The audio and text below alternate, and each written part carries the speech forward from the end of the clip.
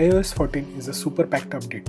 There are several hundred new features and changes, and in this video, I'm going to cover the top new features that will benefit you on a day-to-day usage, no matter if you install this update on the older iPhone 6s or the newer iPhones, or whichever part of the globe you live in. The changes include home screen upgrades, compact UI, super advancements in privacy features, and then a collection of other cool new features and hidden changes. If you find this video informative, do give it a thumbs up and subscribe to get more such future videos. So with that out of the way, let's get started. This update brings the largest change to the iOS home screen since its launch. For more than a decade, the home screen had been a grid of icons. Yes, we got the widgets a few years back, but they were confined to this separate section on the left. With iOS 14, you can just tap and hold on to a widget and drag it out of its cage and place it on home screen. Notice how icons ripple away, like when you drop something in a pond. Those existing widgets that you had installed on your phone, however, cannot be added right away. Developers have to rewrite those widgets. There are some new rules for widgets to be eligible to be on the home screen due to battery and aesthetic concerns. Tap anywhere on the home screen. Tap on the plus button on the top left and you get a list of all the widgets that you can place on the home screen. As you can see, Apple leads the way to this huge change by updating most of their existing widgets and added several new ones. Widgets can be small, medium and large. And there is one more thing. You can take a widget and place it on another one to create a stack. Up to 10 widgets can be stacked on one another.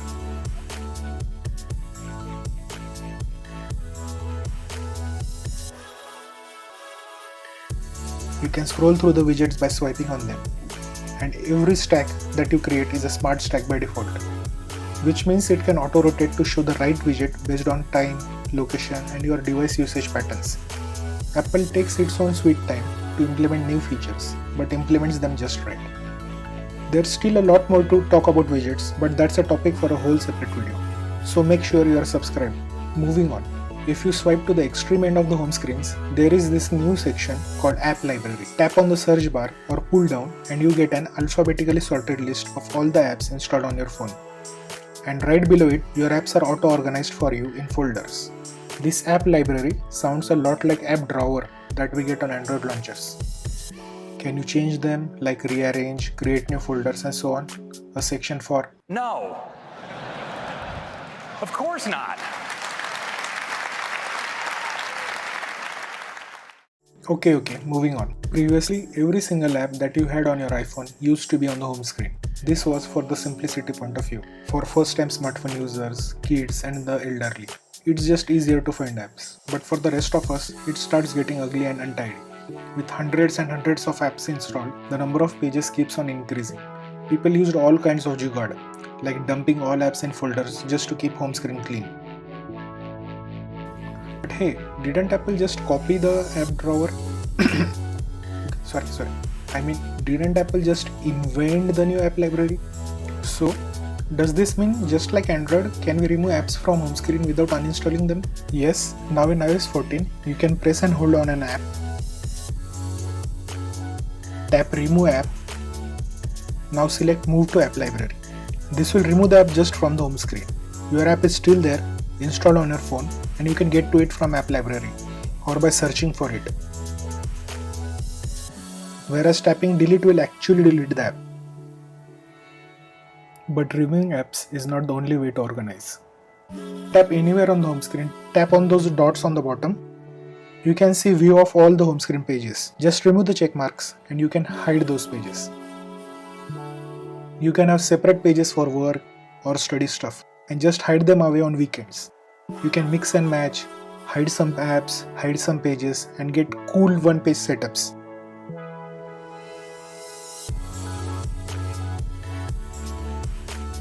Or even no icon setup. Now that you have created your perfect setup, what happens when you download a new app? It drops on your home screen, spoiling all the hard work. Yes and actually no. You can go to settings, scroll to this new section called home screen and change the setting to add new app icons to app library only. Okay, let's do that again. Downloading.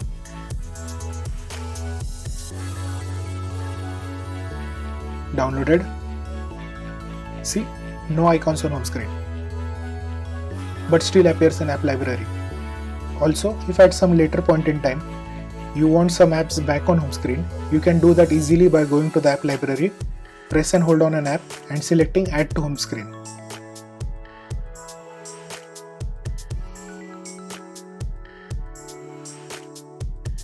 Now let's get to next set of features. Compact UI. As iPhones keep getting bigger and bigger, it makes no sense for UI elements to take up and block all the screen space. So in iOS 14, many OS and app-specific elements are adapting to compact UI concept. Incoming calls will be displayed as banners. If you don't want to receive the call, you can just swipe it away. The call is not rejected, so you won't appear rude, but it will no longer bother you. If this feature is not turned on by default, just go to settings, scroll to phone, incoming calls and select banner. Selection menus throughout the OS have now become tiny. It's not consistent everywhere. Now that's weird on part of Apple, which usually is super strict regarding consistency.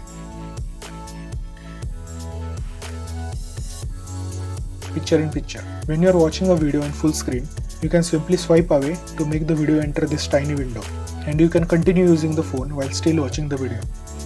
You can also press on the icon to enter picture in picture.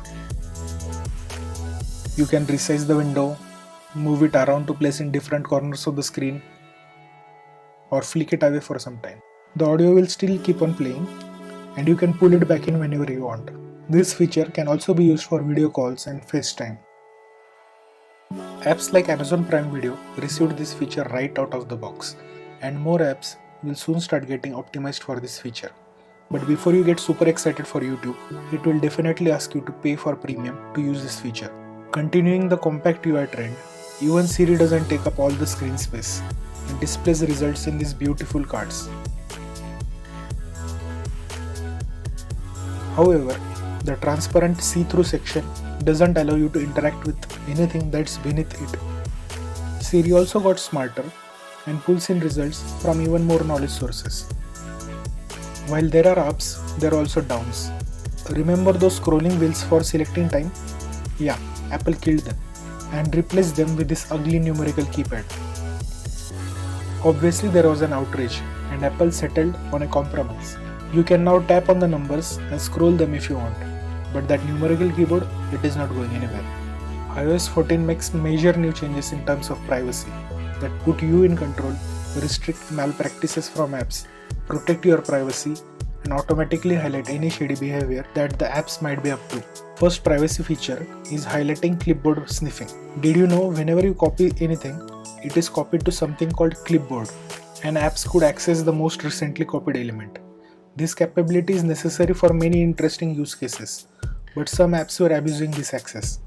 But now, whenever an app reads the clipboard, you will receive a notification about it. Beta users of iOS 14 caught so many apps red-handed sniffing the clipboard. Whenever these apps were used, notifications started popping up every few minutes. Developers of those apps quickly fixed it to save their image. Sometimes, some apps were even reading clipboard from nearby MacBook due to continuity feature. If you are wondering what's the big deal if some app was reading your clipboard continuously, then think back on all the sensitive things you might have copied, credit card details, passwords, etc. If clipboard sniffing sounds terrible, the next one is even worse. Has this ever happened to you? You are talking with your friends or family, face to face, the old-fashioned way, talking about some product, and suddenly you see ads for it everywhere, and you swear you haven't googled it recently, and start thinking, was my phone listening to everything that we were saying? With this new feature, you don't have to keep guessing and live in paranoia. Whenever any app uses the microphone, an orange dot will appear in the status bar, indicating that the microphone is in use. If you pull down the control center, you can also see the name of the app which used this feature. And if an app uses camera, a green dot will appear in the status bar.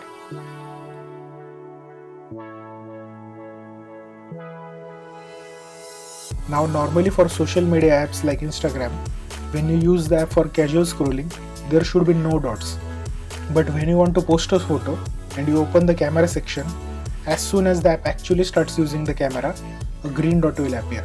This feature called TikTok listening to mic even when the users were casually scrolling content. When you are scrolling through content, there is absolutely no reason for the mic to be on other than always listening intentionally. iOS 14 caught TikTok right in the act. With camera and microphone indicators, Apple has took a major step in protecting user privacy and making them aware if some app might be misbehaving. Giving photos access to apps was an all or nothing affair. Now there's a third option, selected photos. You will be presented with a share sheet where you can cherry pick the photos, and from that app's point of view, those selected photos are the only ones that exist on the device. Now apps like Instagram and Facebook can only see those photos that you want to see them. Want to share more? Repeat same process. However, this can quickly get irritating, especially with messaging apps, if you share photos quite often.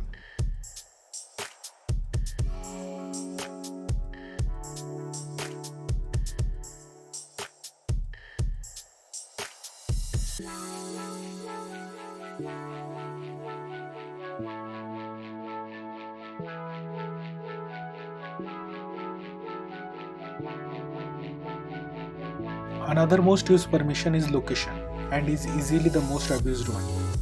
Now you can control the precision or accuracy of location that is shared with apps. For navigation apps, sharing high accuracy location is okay, but apps like weather don't need to know your location in meter and centimeters accuracy to give weather information at your place. You can just share an approximate location. You can always change all the above mentioned permissions anytime. Just open settings, scrolling to the app, location, ask next time, which means ask every time, and no need for precise location. Photos, only selected photos. Background app refresh, not necessary. What happens on your device stays on your device.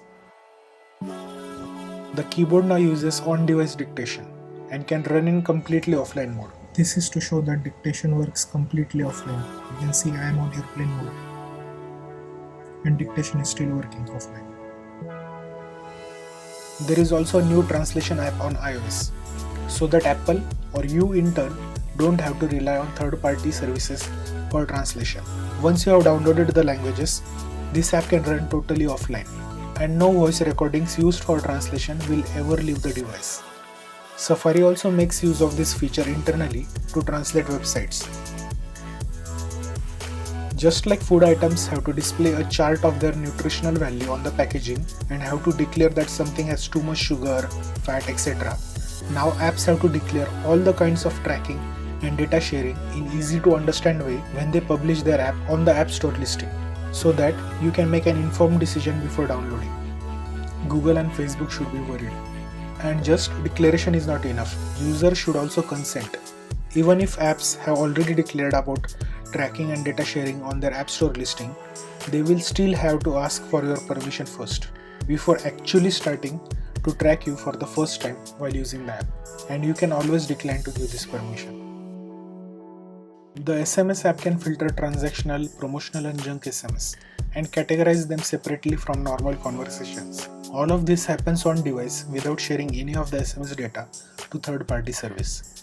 Apparently this feature is exclusive to India. Do let me know in the comments if you got this feature working outside India. Shooting in night sight, gyroscope is used to provide a guidance indicator to help you stay steady throughout the photo capture.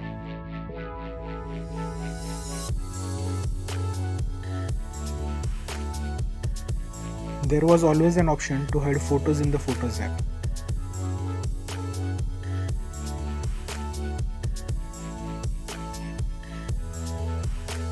But all those hidden photos appeared in a category called Hidden.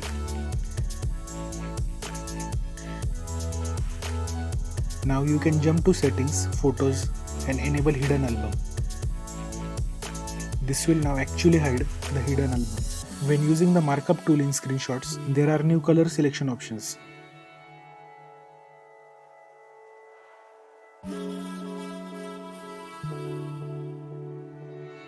including RGB, hex, and a new color picker.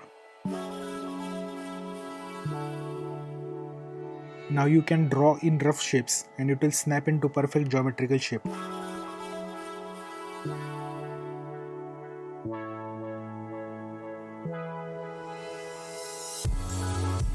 So this wraps up today's video and all the top iOS 14 features. Do give this video a like if you found it informative and share with your friends who are planning to or have already updated to iOS 14.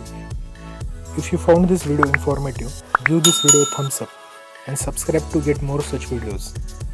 You can also follow me on Instagram and Twitter, where I post more frequently with stories as soon as they happen. Thanks for watching this video. I am Pushkar Gaikwad and see you guys in the next one.